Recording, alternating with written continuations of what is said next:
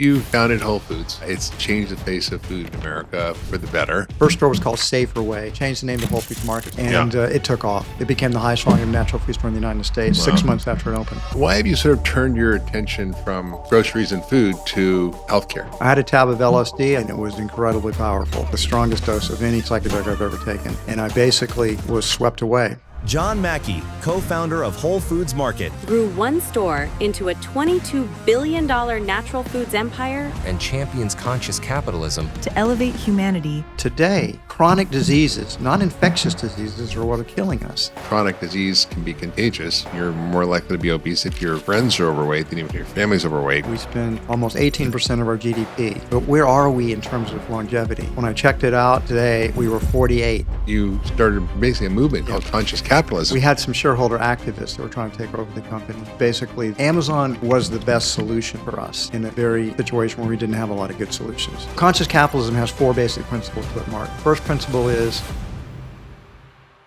Okay, John, welcome to my podcast. We've known each other a long time. It's great to see you here. We're in LA, actually. We both live in Austin, so I don't know how we ended up in LA doing a podcast. But because we both had some business here. We did. You founded Whole Foods, which everybody now knows. It's changed the face of food in America for the better. You know, you sold food, but now you're kind of focused on healthcare, which is really interesting. And, you know, if you understand that food is medicine, it's not such a big leap, right? But it's interesting. Why have you sort of turned your attention from groceries and food to healthcare? Well, I do think it's a continuum. They're both about helping people to become healthier, to be the healthiest version of themselves. And I mean, I co-founded Whole Foods. I led it as CEO for 44 years. 44 years. 44 years, exactly. We sold it to Amazon, not because we wanted to sell out. We were independent, publicly traded company for 25 years. Well, for a long time, and 25 years as a public company. So, but we had some shareholder activists that were trying to take over the company. And Amazon, it's a long story, which I detail in my book, The Whole Story. The short version of that is basically that Amazon was the best solution for us in a very situation where we didn't have a lot of good solutions. Yeah. So I signed on for 5 years with Amazon to help integrate Whole Foods into Amazon, make sure that the culture, the values of Whole Foods were protected as best I could protect it. And then those 5 years were up and I retired from Whole Foods. So, and also, I didn't want to work as hard, to be honest. Yeah. I mean, I was getting older and I wanted to play more pickleball. I want to play more pickleball, exactly, and read and travel and spend time with my wife and friends and family, et cetera. That's how I got out of Whole Foods. But here's the thing. It's like I really felt like I knew how to help thousands of people and maybe in the long term, millions of people be healthier, to live a healthier, more vital life. How could I not do that? Would I get to the end of my life with a regret? Yeah, sure, I could lay on a beach and read and do whatever I wanted. I'd made enough money. But I don't think that would be fulfilling for me. I'm a very purpose-driven human being. I feel like I needed to be contributing in some way to helping. So you start out your career basically working at a co-op, sweeping the floors, moved to create, one of the most iconic brands in America that has really improved the health for so many people who shop there. And now you're 72 and you're still at it. Hey, I've got 3 weeks before I'm 72. You're biologically 60, but I'm going to enjoy them as well as I can. But you're really now focused on a new venture, which is very ambitious. And, I'm just curious, what was your early experience in your life that shifted you to think this way, to have this philosophy around food and health and consciousness? And because you've not only, done, the work you've done around creating a business like Whole Foods, but you started basically a movement called conscious capitalism, so which is how do we do capitalism better? I'm going to give you like a 3 to 5 minute history there. Real Great. Quick. In my book, the prologue starts the whole story. The whole story. Exactly. Everybody, you got to get a copy. Adventures in Love, Life, and Capitalism. And starts out, the prologue, I've just turned 22 years old and I'm living by myself, not in a very good space. I'm an atheist, studying philosophy, existentialism. That'll make you depressed. I took I didn't know it because back in that day, you didn't know what you were getting in terms of dosage, but I had a tab of LSD. I took it by myself and it was incredibly powerful. The strongest dose of any psychedelic I've ever taken. Oh. And I basically was swept away. I use the metaphor. It's like, imagine Niagara Falls and you're hanging onto a rock with one hand. How long can you do that? Not that long. And so I got swept away. And then I found my ego dissolving, basically. That separateness, you're Mark, I'm John, it's water. Right. It all disappeared. Yeah. There was really no thoughts. I'm now reflecting back on that state of consciousness when there was no thoughts, really. There's no separation. And what I realized that I was a manifestation of the one being, as are you, as is everything, because that's all there is the one being. I realized I'd always existed. Yeah. There was no beginning and there's no end. Yeah. And I realized that life's this adventure. Yeah. And it's like, I can make it whatever I want it to be. I can create whatever I want to create. And so that was so life-changing. That changed my life. So there's a funny story about this. So I'm coming down on the trip, and I'm walking around this neighborhood now, and I run in to this. And you were in the East Coast somewhere? No, I'm in Austin, Texas. Oh, in Austin. Yeah. I'm walking around, and I run into my philosophy professor that I idolized. He was my intellectual hero, a guy named Bob Solomon, Robert C. Solomon. He's written 40 or 50 books and on philosophy, and he was an existentialist, and he was at that time very influenced by Sartre and Camus and Nietzsche and Kierkegaard. Yeah. And he believed life was absurd, that there was no purpose and meaning to life at all. And so I ran into him, and I mean, I think I ran into him. I think he was there. I had a conversation with him, and I asked him, I said, Professor Solomon, it's John Mackey. I'm one of your students. I've taken a few courses from you, and he kind of vaguely recognized me, but he didn't know my name. And I said, so Professor Solomon, I have two questions. First question is, you teach that life's absurd, that there's absolutely no meaning whatsoever to life, that we're just sort of thrown into here. It's all been random chance, and we're going to die, and that's it. Our consciousness is extinguished. And there's just really no purpose. But you take sort of a romantic stance to that. You said there's no real objective meaning, but we can make something up. So we can be romantic. We can sort of throw our fist against a cruel reality and make our life into an adventure. And I said, is that what you believe, sir? And he said, yes, that's what I believe. And I said, I thought so. But let me ask you a second question. Are you very happy? And he looked at me and he said, no, I'm not very happy. Yeah. And he looked at me. He was honest, at least. Yeah. He looked at me and I looked at him, and we went our separate ways. Wow. And what I realized after that point is I just had I was still having actually this incredible. I mean, you were in the trip when you ran I was into him? coming down, but what I don't know for sure, was he still part of that trip, or had I come down enough where he was actually, what's the difference? I mean, it's all a dream anyway. It's all Maya. Anyway, I'm having this conversation. I think I was down enough.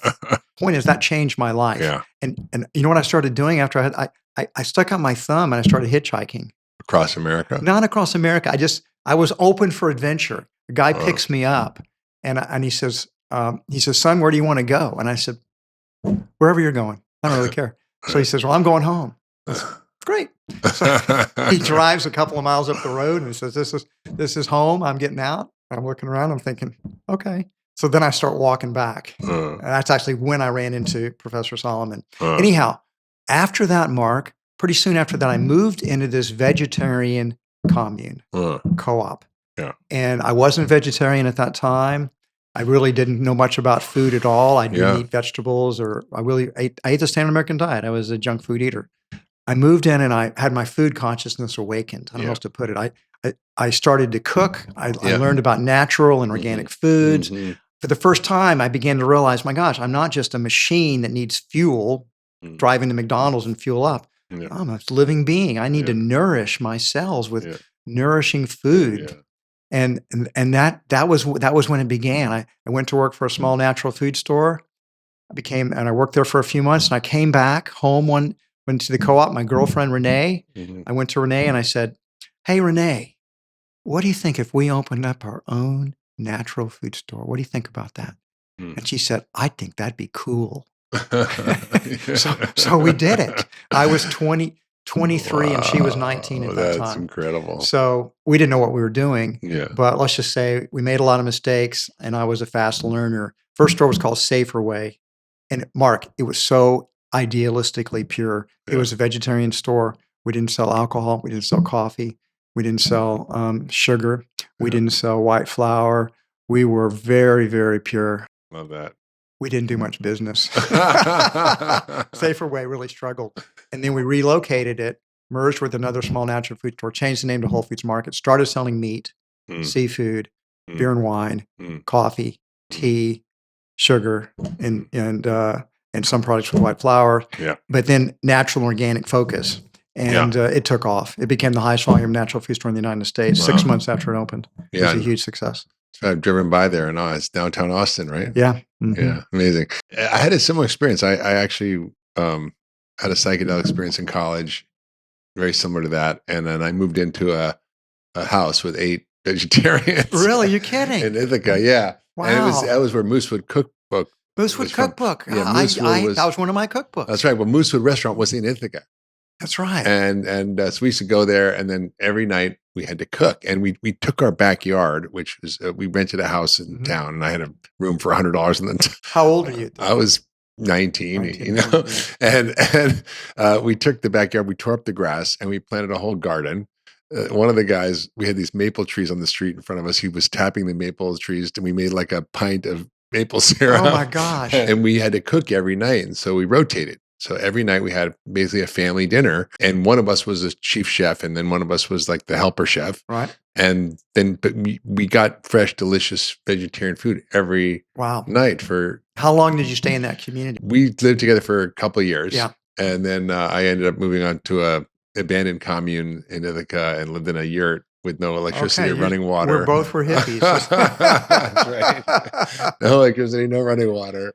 I had to take my water from a well like a quarter mile away with these 2 5-gallon buckets. What motivated you to become a doctor? Oh, well, I don't know if you know this, John, but I was a student of Buddhism. So you had that first. Yeah. So I was studying Buddhism, and Do you still practice? Do you do Vipassana still? I do meditate, and I still, a lot of the principles are kind of ingrained in me as sort of just my way You've of got a thinking more about the world. eclectic approach now. Yeah. And I ended up taking a course called the Medicine Buddha, and about, the kind of the healing framework of Buddhism, which is really healing of the mind. Yes. And I was like, well, I don't really want to become a monk. So what am I going to do? So I graduated, basically with what am I going to do with a degree in Buddhism, and I ended my up degree in philosophy about as useful. Yeah, taking a hike for a week in the Shenandoah Mountains, and I took Moby Dick, and just me and myself and I, and ended up realizing, well, maybe I should try to go to medical school and see if I liked it, and if I didn't like it, I would quit.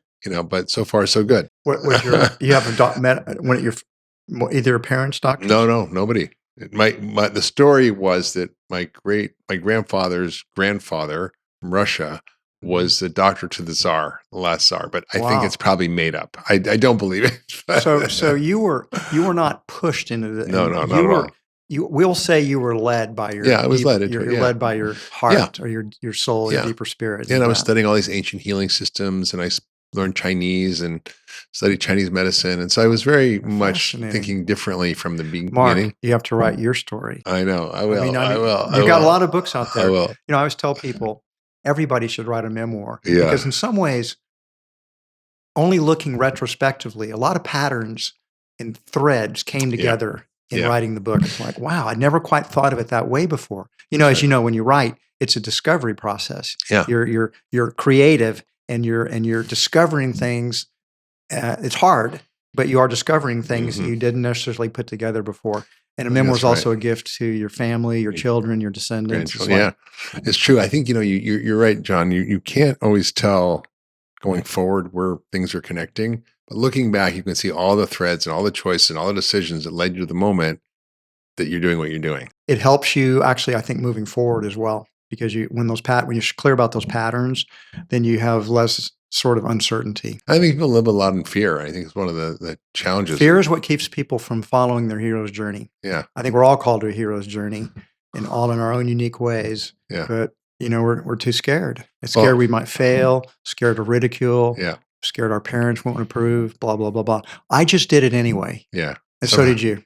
Yeah, I don't know what makes some people like that and others not. I was always like that. I actually I have a title for my memoir, which I've started but I haven't really finished yet, which is called Notes from God, and it's stumbling toward the truth. And it's basically Shouldn't tell that. Don't. That's such a great title. Keep that title to yourself. That's okay. But you can actually write Moby Dick. Nobody can copyright a title, so it's okay. But the idea is basically that when you're moving through life, there's these little doors that open, these little post-it notes from God, let's call them. Yeah.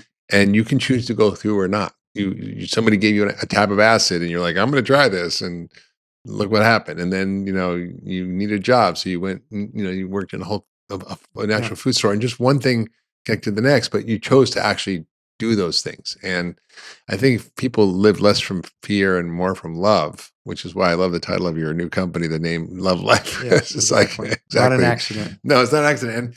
And those moments we often don't pay attention to in our life, those little notes from God. But I think the more you pay attention to those and listen to those things, the better your life's going to be. And I think what's happening around chronic disease in America is that people are not listening to their bodies, or not listening to their conversation that they should be having with their soul. And so they end up in this narcotized, polluted self that's sick and unable to think clearly and feel right. And 100%. You know what the thing about the notes from God is that they're always being written, and you can, even if you haven't been listening to them before, you can start listening to it. It's true. You just have to. It's always so you just have to quiet. You have to be still, be quiet, and it's always speaking. And even if we make bad decisions, there's new notes. It's like totally true. That's always waiting for us to listen to it and follow it. I had been thinking about Love Life or something like that for a long time. I was thinking, just for people listening, what is Love Life? Love Life is a holistic health center, a one-stop holistic health wellness center. It's big. Our first flagship location here is in the LA area. It's down in El Segundo, Manhattan Beach. It's an old Best Buy, so it's big. Oh. So we have 45,000 square feet in there. So just real quickly, you go in and of course I want to get you there. Yeah. I'd love to give you a tour and let you Get see tuned what up. we're doing. You go in, first we have a healthy cafe. So healthy food is one of the foundations for people to be as healthy as possible. So starting with food. Then we have sort of this whole community space, co-working space, but also a big gather room, community room where we can do lectures. So let's say you were to come do a talk on functional medicine, then we would invite members and the outside community, and we can get in that, expanding it in the cafe, we probably get 75 people in there pretty comfortably. Then you go into a fitness center. So we've got like the category most people try to fit us into is like a gym, because we have a really nice gym. Yeah. But of course, that's just one little small part of what we're doing. Yeah. And then in that fitness center, we're sort of state of the art, like I think Equinox in a way, sort of upscale, lots of the most recent cool technologies in there. We have a physical therapy room. We have a physical therapist on staff. We really think physical therapy for many people that have injuries is very, very efficacious. Or you can go for your pickleball injury. Well, yes. We have lots of sort of biohacking stuff, which I'll get to in a sec. Speaking of pickleball, we have 3 pickleball courts there. Amazing. So I did hurt myself on the court. One of the biohacks we have, there's a PIMF machine. So I did that a couple times, and I think that's helped. That's pulse electromagnetic frequency, which exactly. helps to sort of reduce inflammation. And, yes, it does. I think it helps a little bit of the circulation and starts to move some of the inflammation out of the injured in my case, my calf. Yeah. So then we've got a yoga studio. We've got a Pilates studio. In that yoga studio, we do breath work. Besides yoga, we do breath work. We do sound baths. We do meditation classes. We're about all things to help people be the healthiest version of themselves, physically, emotionally, and spiritually. Those are all part of the Love Life vision. We have a really nice spa. So you can do things you do in any really nice spa with lots of different kinds of massages, facials, wraps. It's not a medical spa per se. We're not doing Botox or other type of medical injections for that in that way. We have all this recovery stuff and all of these sort of biohacks. So we've got our PIMP machines. We've got two hyperbaric oxygen chambers. We've got cryotherapy. We've got 4 red light beds. We've got 4 infrared sauna rooms. We have a huge steam room. We have 6 cold plunges.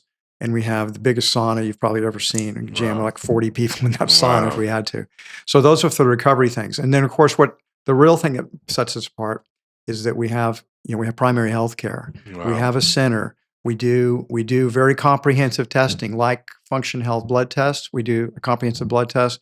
We add a gut test because we partner with Viome, so we do a gut test. We do oral test. We're doing checking the feces. We're doing a VO2 max. It's your fitness level. Yes, trying to grip strength.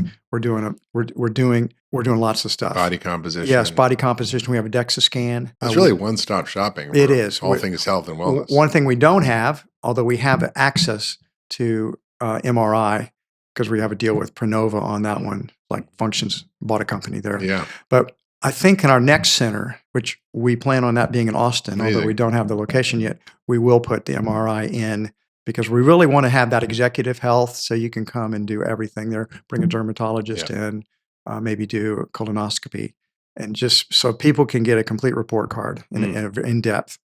So, but after you get the testing, now we sort of know where you're at. You get your baseline. But that's the starting point. I mean, unfortunately, I've learned kind of the hard way. Knowledge is not enough to get some people get the knowledge, that's all they need. They never look back. Yeah. Others, that's interesting, but they don't really want to change anything they're doing. I want to eat my ice cream. That's right. I want to eat my ice cream. It tastes good. I like it. And I feel okay. Yeah. Most people I found don't want to get tested because they don't want to know because they don't want to change.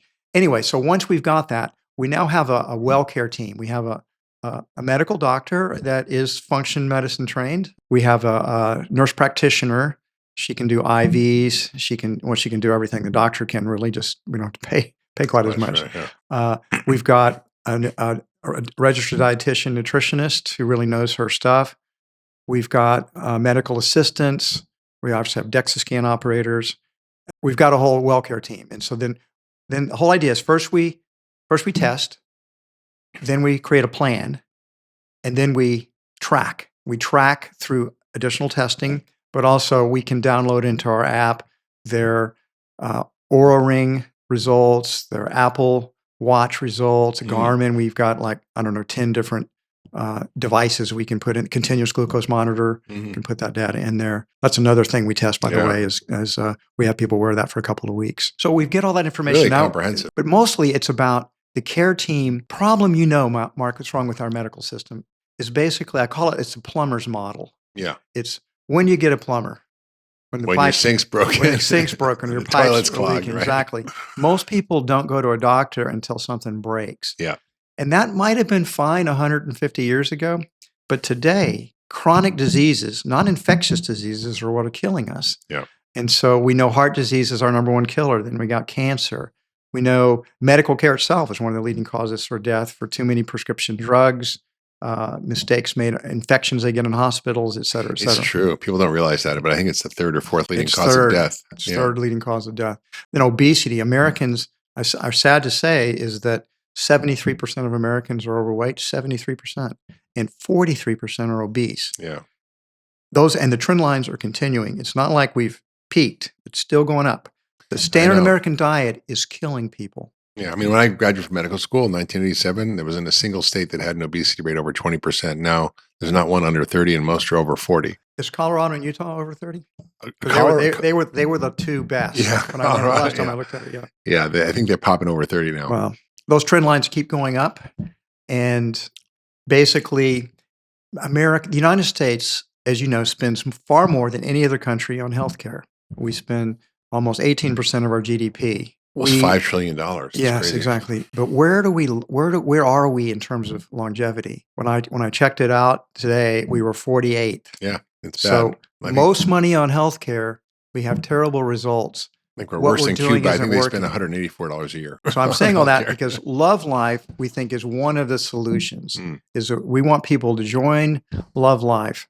We want them to enter into our medical programs. We do primary health care. We'll see them. It's not a concierge program, but besides the doctor times to go over your test results and work on your plans, we have 10 acute visits a year you can use that are part of your membership fee. As part of the membership, exactly. I'll tell you one other story. So how I got to this thing. So yeah, because at Whole Foods, we were self-insured. So we paid means we had United Healthcare might have been the administrator and they might have had a network, but we were actually paying all the cost of it. What we discovered was, as we tracked it, was that 10% of our employees, team members, were spending 90% of our healthcare dollars. That's right. So That's right. we began to think, how can we take these 10%? If we can get them healthier, that's going to be a win-win-win, right? Be good for them, and it'll be good for Whole Foods. That's right. And it'll be good for everyone else as well, their families and everyone else connected to it. So we began to create what we call a total health immersion. And we worked with 4 doctors, and we worked 4 different times a year. And we would invite any team member to apply for it. We'd cover all the cost. And of course, we favored those who we knew were in our magic 10%. Mm-hmm.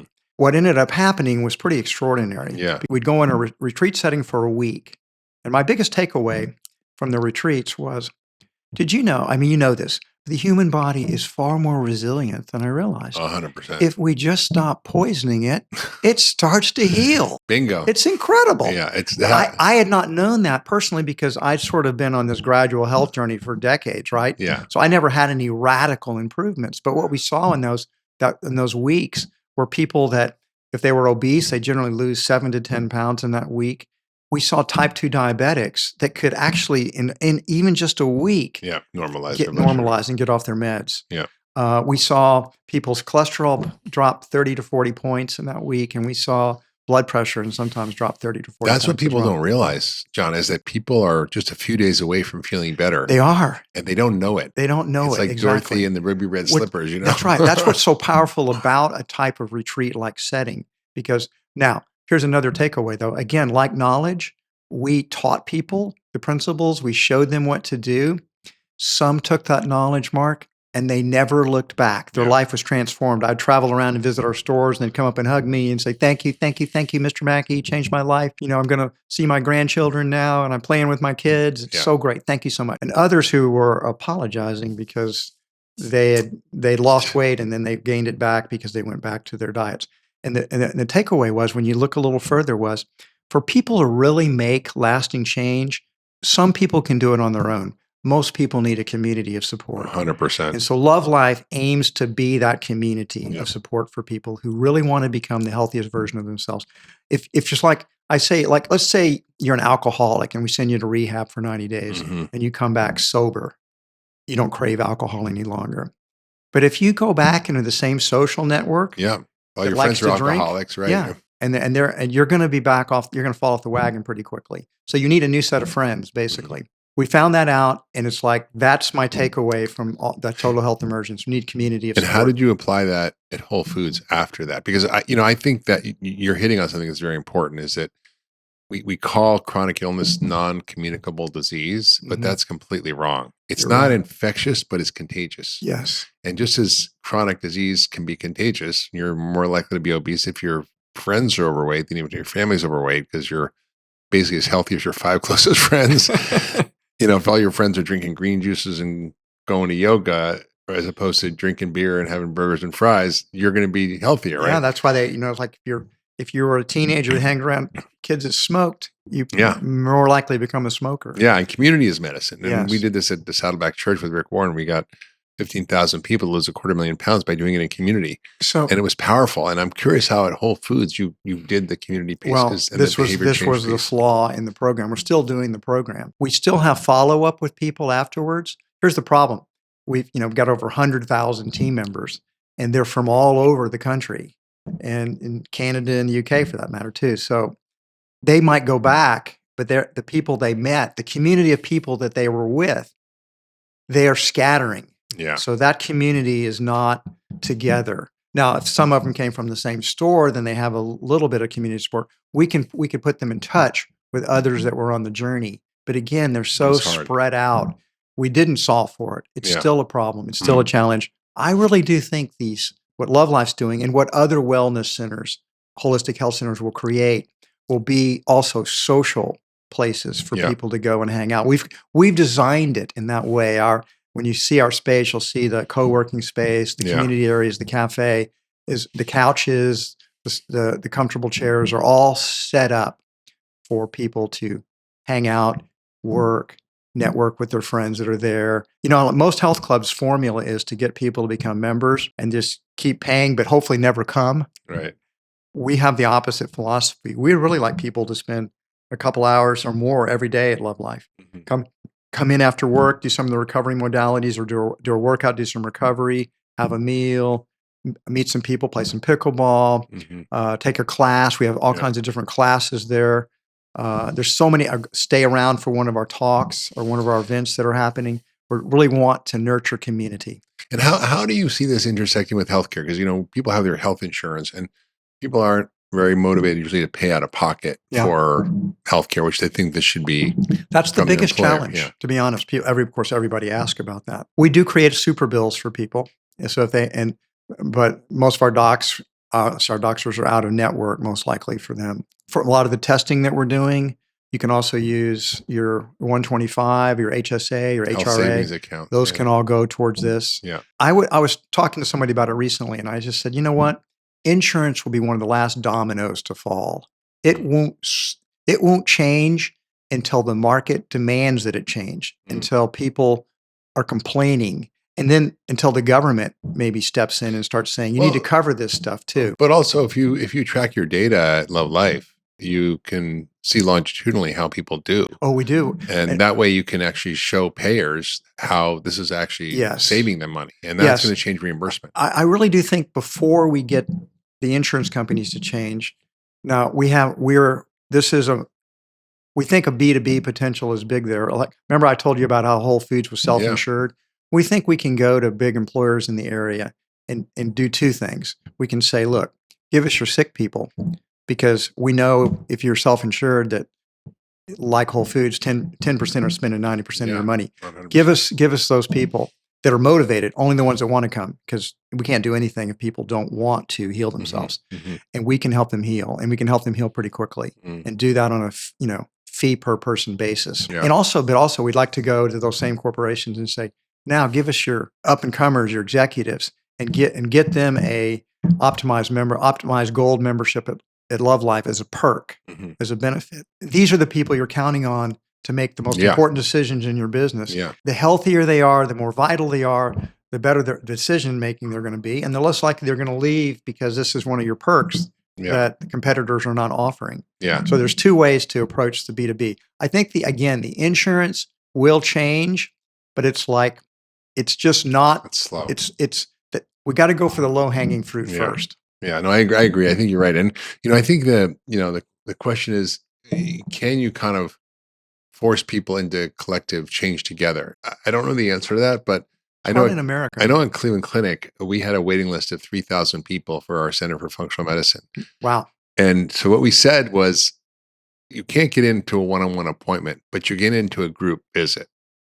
And we were able to put people in group visits who, necessarily maybe wanted to see someone privately, but they were willing to just get in.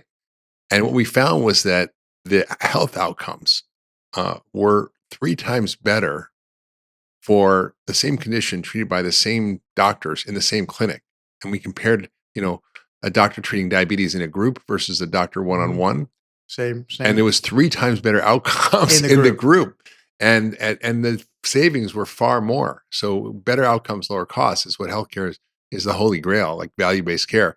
So it was interesting because not everybody kind of, really opted in. I mean, I guess they sort of opted in because they couldn't get an appointment, but it wasn't like they were motivated to be in a group. They actually were motivated to be seen. Yes. And that just was what we found. So I think if we can kind of encourage people to do that, and AA is a great example, Weight Watchers is a great example, people change in a collective. I totally agree. And that's why in the B2B approach, if we can get a group of peers that are coming in from the same company and they're motivated to try to heal themselves, we have a much better chance if they come in as a group, you might say. So, you're sort of an unlikely character. You're like a hippie from the 70s who started a health food store and, now they turn into Whole Foods. And then you help build this movement around conscious capitalism, which is sort of, I'd love you to sort of talk a little bit about that, because I think it's part of what you're doing with Love Life, which is a business, but it's also bringing more light into the world as opposed to darkness. So conscious capitalism is a movement I co-founded and I wrote a book called Conscious Capitalism, co-authored that with my good friend Raj Sisodia. And as I built Whole Foods, what I began to realize was that because I didn't have a business background, I hadn't worked for any corporations, I began to realize that Whole Foods was very different than most other businesses. And that we had this higher purpose. We were really cared about all of our stakeholders. We were trying to create these cultures where humans were flourishing. We wanted to lead with love. It was, these were just, I just thought we were sort of just kind of a weirdo company. And then I read a book called Firms of Endearment by my co-author of Conscious Capitalism, Raj Sisodia. Firms, not terms, but firms. Firms, companies. Firms of Endearment. Wow. And what 30 that he identified, he and his co-author identified.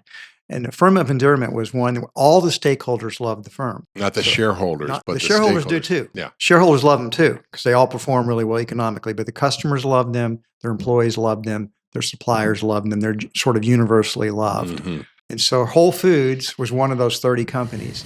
And you know what got me excited when I read the book? I said, I'm not alone.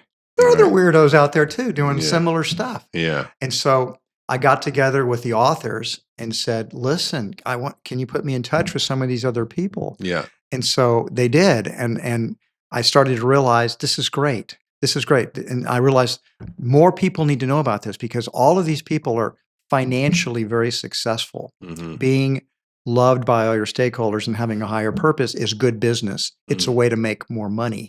It's not, the money comes from practicing those principles, in other words. So people think there's this dichotomy between. It's like honestly, when you're not motivated by money, you make more money. Yes, there's a good metaphor for it. If you pursue happiness, you probably won't find it.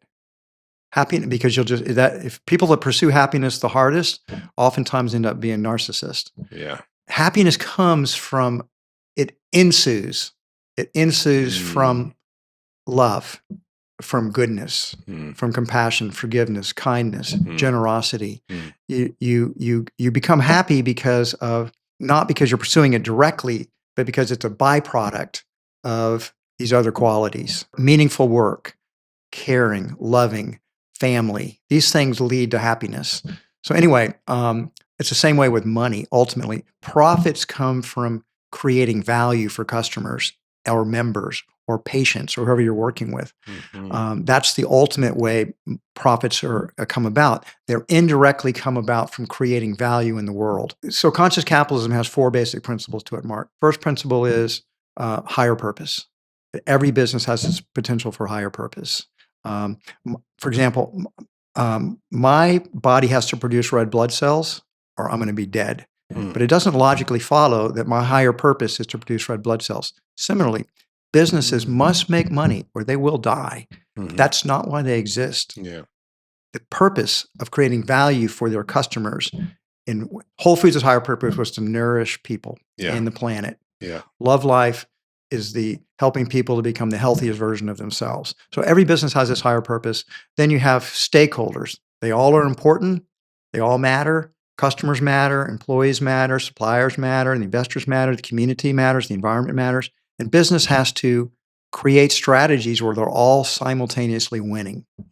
Third is leadership.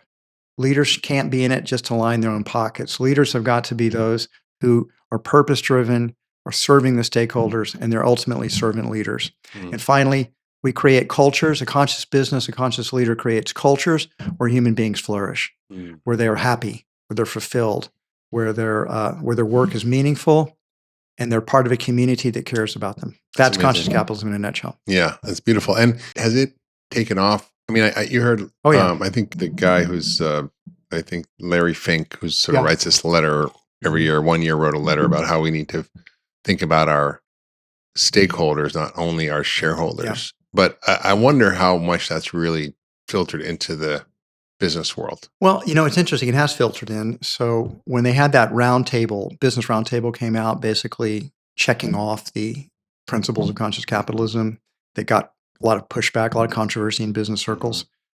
I found out later that woman that had been the leader of that, the conscious capitalism had been their framework. The book had been their framework for those principles. They did not credit us. Yeah. But nevertheless, what any author wants to hear is that their ideas are having an impact and influencing things. So speaking of Larry Fink, so I'm going to we're having a special conclave down in Cabo for CEOs of very large corporations. There'll be about, I think, I don't know, 30 or 40. And Larry's hosting it down there. And we're not calling it conscious capitalism, it's principles of responsible business or something like that. Anyway, I got an invitation to that. So I'm going to be going to that and excited to talk to some of these other, there's some big names going down there. So I'm excited to be part of that.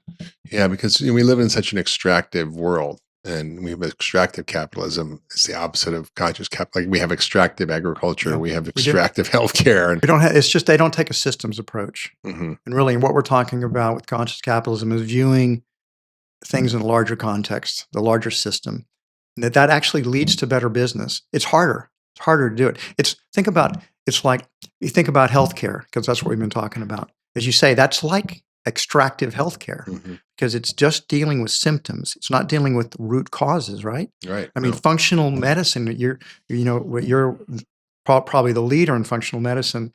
That's going to root causes and trying to root them out and help people to heal at the deepest levels. Yeah. That's revolutionary medicine. Yeah. It's a really, really big deal. So you should be really proud of what you've done. Thank you. Yeah. It's sort of what drives me is how do I end needless suffering for millions of people, because exactly so many people don't have to suffer, like you're talking about before, when you would bring the team members of Whole Foods to these retreats and they would have this radical transformation in a week, and they were suffering before, and then they ended up in a short period of a week not suffering, and I think that, I created something called the 10-day detox diet, which essentially it eliminates all the processed food and crap and adds in all the good foods. And it's so powerful. Yeah, 10 days, it's like the 7-day. Yeah. 10 days is even better because it's 3 days longer. That's right. 30 days is better than that. I know. But if I call it the 30-day diet, no one would do it. That's right. People, if you decide 10 days was kind of the sweet most spot. You could hope for, the sweet spot. Yeah. It's amazing to see that. And I think when people have the experience of what it's like to feel good, they actually can connect to something and come back to it. Even if they kind of veer off. Those notes from God are a little more, you can hear them a little bit better. Exactly. Yeah. And I think, the work you've done around this conscious capitalism movement is so important, because so much of the things that are happening in our world are all because of a lack of consciousness and a lack of awareness and a lack of understanding that value creation isn't just about the bottom line. It's about multiple bottom lines where everybody wins, where the planet wins, where you win, where your community wins, where win-win-win. Yeah. I just did a TED Talk a few months ago on win-win-win. And what were you saying in there? The win-win-win is seeking, in simplest, it's looking for everyone you interact with.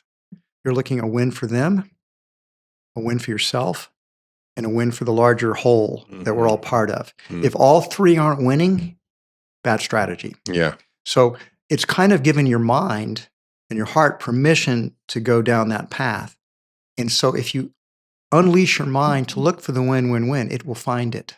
And we generally make trade-offs, and we generally approach it win-lose. We're in a culture where sports and game metaphors are somebody wins, most people lose. Hey, that's the way life is. Yeah. No, that's a particular approach to life, and it's not the best approach for your happiness or for the betterment of the world. The win-win-win strategy, I argue, is a universal ethical system. I challenge you to think of any ethical dilemma you're in where win-win-win isn't the best way to approach it. It's hard to get people out of the scarcity mindset and into this idea of abundance. And, I find that the more I give, the more I get. The more I give money away, the more I give my time away, the more I give my love away, my energy away, the more it comes back. That's because the universe is a mirror. It reflects exactly back what you're giving. Yeah. The more love you give, the more love you receive. The kinder you are, the more kindness comes back. If people could understand that we are all connected, we are all one, that when they attack someone else, they're attacking themselves. If we can understand that love is the deeper reality and that we share love, it comes back to us. We help light somebody lights the candle of love in us, and we send it and give it to somebody else. And that's how this planet's going to heal. It's going to heal ultimately through people waking up and being more conscious about how they show up in the world and how transformative love is. Yeah. I'm a big apostle of love. I think you're right on to something, but we live in such a divisive world now, and I feel like we're less connected and more divided and So more. it starts with yourself. Yeah. Only you can transform the world. I don't mean that in a narcissistic sense. I mean, as we offer love and peace, it is offered back to us. And right now, I can't worry about absolutely the whole world. That just puts you into despair. All I can do is show up every day. My wife has a mantra that I try to follow. It's just love everyone all the time. No exceptions. That's pretty good. That's Yes, a pretty exactly. good rule. Yeah. She says, John, it's so much simpler. You don't have to worry about, well, I'm mad at him. I like her. I'm not so sure about this guy. She says, no, don't have all those comparisons. Just show up open-hearted and love everyone. Yeah. And she's my teacher. That's actually an incredibly powerful way to live. And, I don't know if I do that all the time in my regular life, Well, but most of us don't. But so as a doctor, that's how you show up. I sort of reflected on what is it that makes me good at what I do, and why do people keep coming back? And I think when I meet with someone, because when you're a doctor, you get into this sacred space with someone where they're sharing their vulnerabilities, their suffering, their fears, their relationship stuff, like whatever, their life story. And I take a very deep life story. I'm not the 8-minute doctor visit. I spend a couple hours with people initially, and then I get to know them. And we can offer you a job at Love Life. You're the kind of doctor we're looking for. I know. I wish I had more of me to go around. What I let myself do is love every patient, is to see who they are as a human being, and no matter who they are, where they're from. I mean, I used to work in the Idaho State Penitentiary. And I mean, as a part-time gig when I was a doctor in Idaho, and I would walk in there with murderers and rapists and people who'd done horrible things, and I would just try to meet them and see who they were and love them. And what was really actually shocking to me was most of them were just scared little kids that didn't ever grow up, and they did these horrible things out of their own trauma. And so to be able to sort of see that, and and if you just stop and spend enough time with somebody and talk to them, like the homeless guy on the street, and you were helping heal them because you're being present like that and open is love. Yeah, you were radiating love to them, whether you were conscious of it or not. That was probably helping to heal them. Yeah, because that's what everybody wants. I'm sure, and it also helped them to feel safe, and it helped me to actually care for them enough to really work hard to figure out what was going on. And it's like, I don't know why I started out like that, but I've always been like that. And I remember being like 3 years old and seeing all these grownups who were just so unhappy and not nice and not acting out of love. And I'm like, I didn't get it. I literally remember you're 3 years saying old, to my 3-year-old self, I'm like, I just was full of love all the time. And I didn't get why everybody wasn't all full of love all the time. It's like, that's our natural state. Yes. That's right. Love is the essence of what we are, but it gets blocked. And it gets blocked by anger, fear, judgment, attack, envy, resentment, all those type of emotions clouded over so that the light doesn't shine through. But if we practice forgiveness and we work at opening and being present, the light begins to shine through us again. Here's an interesting thing that I've learned. It's maybe one of the most important tips I will give. If you love everyone all the time, don't we forget that every day? At times, we go back into judgment. We judge. You're driving over here, somebody cuts me off, asshole. I'm not very loving when I'm thinking that or saying that. But what I've learned is that the past doesn't exist any longer. Yeah. All that's real is this moment. And no matter how many times I forget, I can go back in the next moment and choose love. Yeah. I can choose to be present. I can choose to let my heart open. Even if I forget it, next moment I can choose it. Yeah. If I forget it, next moment I can choose it.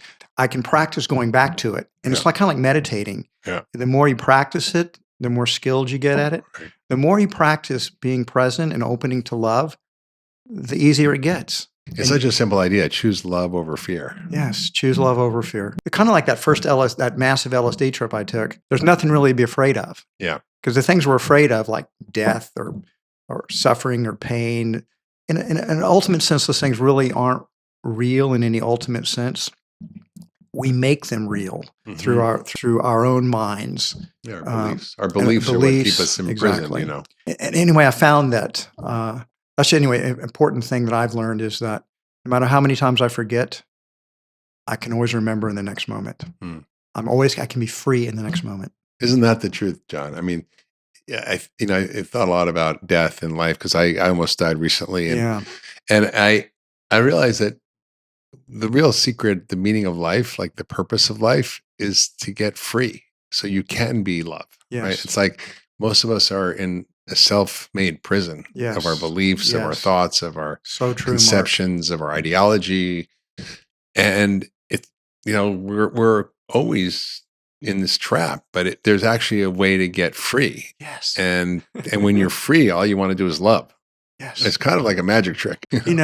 I felt that about you the first time I met you. I felt like you were a very loving person. Thank you.